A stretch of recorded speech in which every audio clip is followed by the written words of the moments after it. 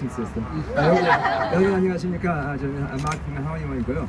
지금 여러분들께서 많이 모인 이유가 이 이민 개혁의 문제는 동양인 문제뿐이 아니라 히스패닉과 소수민족의 문제뿐이 아니라 한인의 문제예요. 여러분께서 올해 버지니아 주의회에서 같이 똘똘 뭉쳐서 동일 병기를 통과시켰다는 그 역사적인 순간이 있었습니다. 그런 식으로 우리가 전국에서 우리 한인의 목소리가 다 모여서 이민자의 목소리가 모여서 캠페인을 다시 해서 금식을 하면서 같이 한다면은 연방 상하원에서도 이민 법안이 바뀔 수 있는 제가 믿습니다. 그렇지만 우리 한인들의 목소리가 필요해요. 뭐냐, 한인들이 없으면은 저희 이 소수민족의 히스패닉들만 이 이슈라는 거 이미지가 되기 때문에 이 국회의회에서 우리 동양인들의 입장을 듣지 않고 있어요. 그래서 우리 한인들의 입장이 아주 중요하다고 보기 때문에 이번 버지니아에 온 이유도 버지니아 한인 커뮤니티가 많다는 것 때문에 여기 왔습니다. 그래서 꼭 똘똘 뭉쳐서 내일부터 시작하는 이 시회, 금식 시회에 같이 참석하셔서 같이 또 이민 법안을 통과했으면 좋겠습니다. 감사합니다. Let me switch to my easier language. First of all, let me welcome all of you to Northern Virginia. My name is Keam. I have the honor of serving in the General Assembly of Richmond. And in about 2 hours from now, after I'm done here, I'll be down in Richmond working on a special session in the legislature. We are trying our hardest to expand Medicaid so that all of our families, 400,000 Virginians, who are not able to afford health care right now, for a hospital coverage gap, and make sure that they have health care so that their families and they can go back to work and make sure that their kids are taken care of. But Medicaid expansion is an economic issue because if people are healthy, they can work. And if they work, they can put food on the table. If they put food on the table, they can take a little break and spend money at a restaurant. If they can do that, they can turn the economy around. Just like Medicaid expansion is important to all of us, immigration is an economic issue as well. All of us around this table here today are working towards immigration reform, not only because it's the right thing to do, it's the right humane thing to do, but because it's also an economic issue. And for our Republican friends here, Frank Wolf and others, they think to understand economics. They seem to talk about how pro-business they are. This is the most pro-business vote they can cast, because if they vote for immigration reform, they will have a booming economy because all of us from the shadows will come out and work for immigration reform. But as I look around this room today, I see two colors that are primary in my eyes. I see brown and I see purple. I see brown because I see a lot of our jackets and our sweatshirts that say act fast.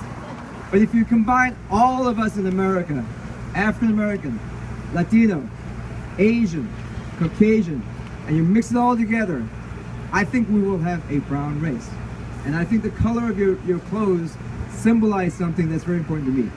Because you see, 50 years ago, in the 1960s, when Martin Luther King spoke in August of 1963, about 20 miles from here in the West, when he stood up and talked about his dream, when he talked about how we all need to galvanize and work together for a future, that grassroots organization, that 200,000 people who gathered on that hot summer day in 1963, led directly to the next year, 1964, Congress and the President signed the Civil Rights Act into law. And because he signed the Civil Rights Act into law and allowed for women and men to be treated equally, allowed for immigrants and all backgrounds to be treated equally, that led directly to 1965, the same grassroots movement helped pass the Voting Rights Act. That Voting Rights Act in 1965 allowed for you and I to be able to cast a vote without poll taxes, without discrimination, without literacy tests. And that's how we have so many African Americans and Latinos in office today. But that 1965 Voting Rights Act, which followed on the heels of the 1964 Civil Rights Act, led directly to the passage of the 1965 immigration law. So you see, my friends, the immigration law of 1965 that allows for immigrations from Asia, from Latin America, from all around the world, that allowed for my parents to immigrate here in 1980, the immigration law of 1965 that allowed for me as a 14-year-old to come to America and to become an American citizen in 1991, that law was a direct result of the African Americans who took the streets, the African Americans in Selma, Alabama, who protested. That same movement of men and women coming together to protest on the streets, standing up for their rights, speaking to their elected officials, that's the exact same kind of grassroots movement we need right now to pass immigration law of 2014. In order for us to do that, though, the other color is important here. As I said, I see purple, because we see a lot of our brothers and sisters here from SEIU. We also see brothers from AFL-CIO. We have our brothers and sisters from CWA. We have our great leader from CWA here. All of our men and women of organized labor. You understand politics. You understand what it means to knock on doors. You understand what it means to go out and vote for people. You understand what it means to hold elected officials accountable. The color purple is significant because Congress right now is run by red Republicans on the House, blue Democrats in the Senate. If we combine the two, we will get the color purple. In order for us to get that color purple, though, we need both sides to come to the table. As a Democrat, I'm proud to tell you that our Democratic Party has been at the table since day one. President Obama and all of our leaders in Congress has stepped up to move this effort. I used to work for a guy named Dick Durbin of Illinois.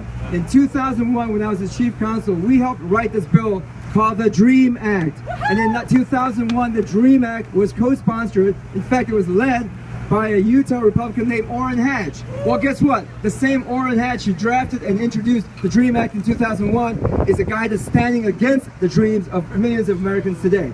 Republicans need to understand that in order for us to have bipartisan reform, they have to come to the table. And if our Congressman Frank Wolf and his colleagues don't understand that, we have something else we're going to do. November 4th of this year, Frank will be out of a job.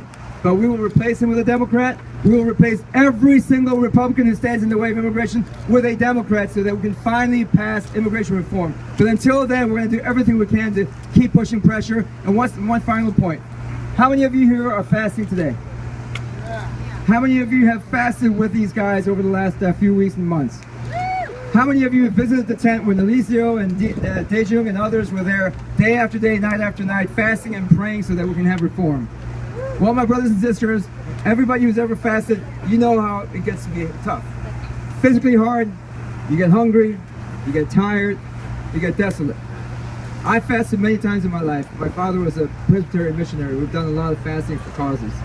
And I get hungry too. I've been on the fast since last night, and I'm planning on doing this until tomorrow. We get hungry. But that hunger isn't a physical hunger. It's not just, I want some water, I want some food, I want some rest. That hunger deep inside of us is a hunger for action. It is a hunger for something to be done that's real and positive. That hunger is hunger for Congress to do the right thing. That hunger that we're feeling is a hunger for action for all of us to galvanize. It is a hunger that says, with this coalition, we can get something done. So today, my brothers and sisters, get out there, be hungry, because until we see action, we cannot be full. So I want to thank all of our friends, Alicio, Dejung, and all the people who organize this. Let's get out there and keep fighting, because the day will come when we will look back at this moment in Virginia and say, everything started right here in front of Frank Wolf's office. This is the moment. Tomorrow's our day. Let's get out there and win this election.